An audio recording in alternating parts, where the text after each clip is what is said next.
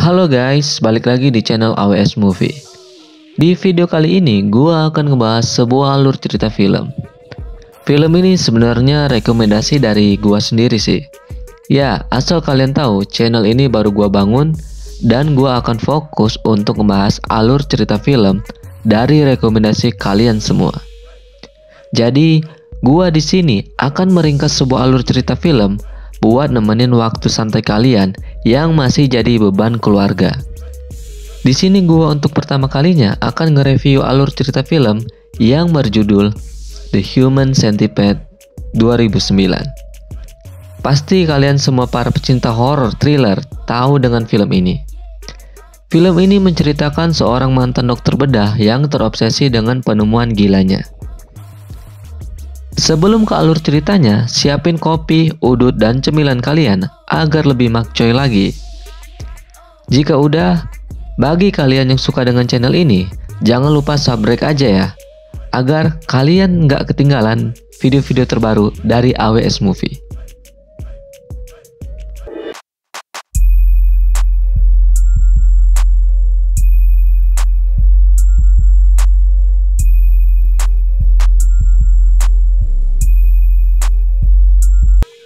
Film ini diawali dengan seorang di dalam mobil yang bernama Dr. Heather yang sedang memandangi foto 3 doginya yang saling berdempetan.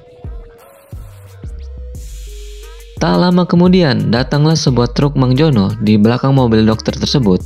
Dengan keadaan kebelet sambil membawa tisu, Kang Truk pun turun untuk membuang sisa hajat makan semalam di Jono Resto. Tak lama kemudian, si dokter pun keluar dari mobil tersebut sambil membawa senjata FF andalannya. Secara diam-diam, Dr. Heather mengikuti Kang Truk tersebut dengan menodongkan senjata FF-nya dan film pun baru dimulai. Scene beralih ke sebuah hotel, kita sebut saja Jono Hotel. Di sana kita diperlihatkan 2 cewek seksoi Amerika yang sedang merencanakan untuk pergi ke pesta dugem sambil abok teh gelas. Tak lama kemudian, mereka pun berangkat dengan dandanan ala cewek seksoi, cetarnan membahana.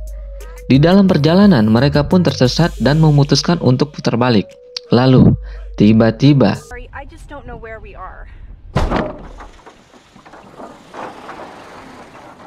nampaknya sesuatu yang terjadi pada mobil mereka. Tak disangka-sangka mobil ban mereka pun pecah. Dengan keadaan kecewa, mereka mencoba untuk mencari bantuan. Dan saat menelpon bantuan, ya sinyal telepon pun hilang, entah kemana perginya. Tak lama itu datang sebuah mobil yang ditumpangi oleh om-om sambil ngudut santuy. Setelah itu mereka meminta bantuan dan tak disangka, om-om tersebut bukannya malah menolong.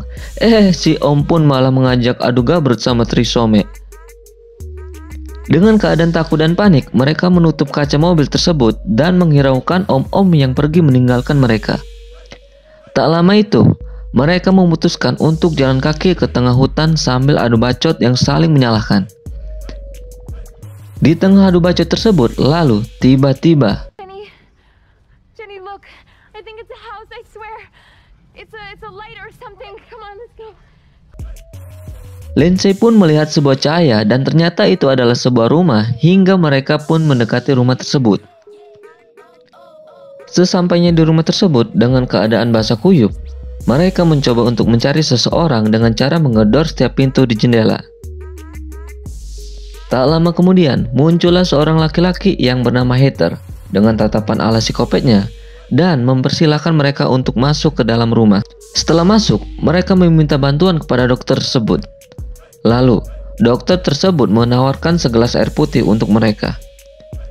Tak lama kemudian, dokter tersebut pun menyuruh mereka untuk minum. Lalu, tiba-tiba, The rape trap. What? Rohypnol. ternyata, di dalam air tersebut sudah dicampur dengan pil koplo yang membuat Jenny tertidur pulas dan Lindsay pun ripuh hingga muntah. Dengan keadaan panik dan ripuh, Lindsay pun memberontak dan alhasil seperti biasa, Lindsay pun lumpuh dengan jarum suntik yang berisi obat tidur ala psikopat. Lalu, ketika Jenny dan Lindsay terkejut saat terbangun, tiba-tiba mereka diikat di sebuah ruangan pasien ala psikopat bersama seorang pria yang tidak diketahui mereka.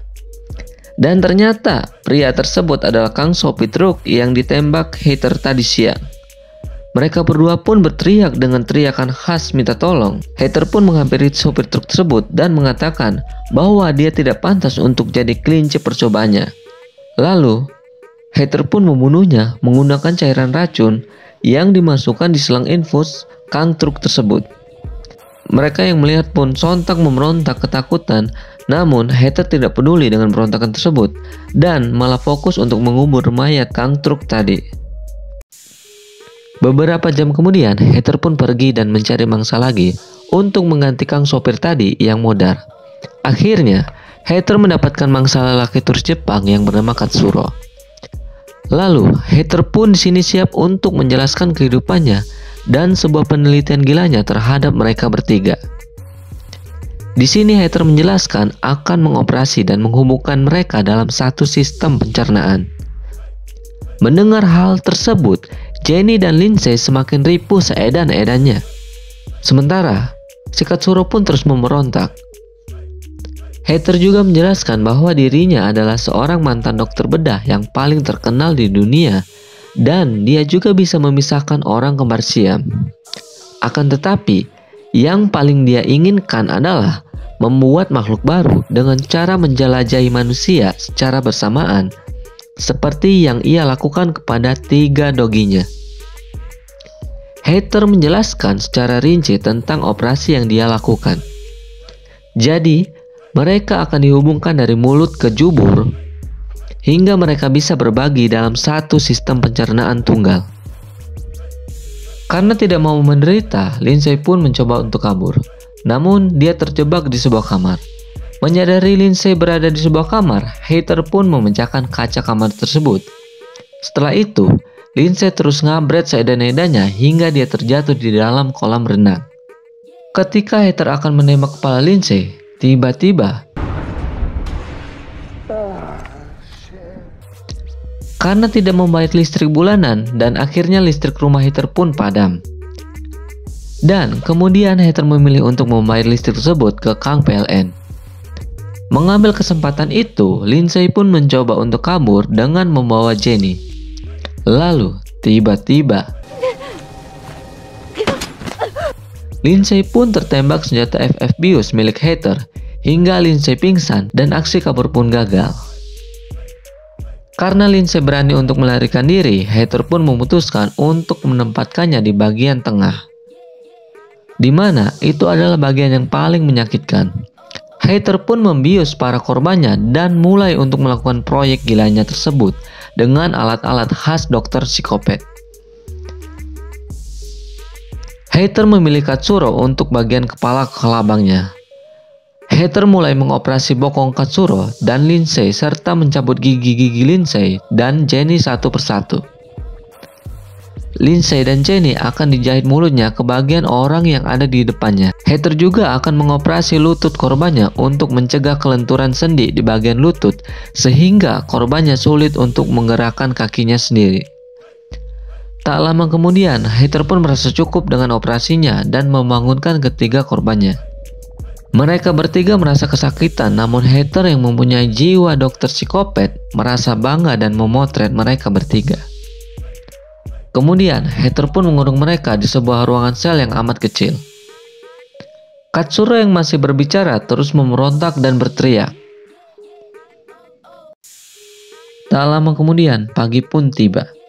Saat itu mereka disuruh berjalan di halaman rumah. Lalu, hater juga meminta mereka untuk membawakan sebuah koran. Namun, Katsuro terus menjatuhkan koran tersebut. Ketika sedang makan, Katsuro pun kesal sehingga menggigit kaki hater, yang berakibatkan hater pun marah dan menanjong Katsuro hingga pingsan.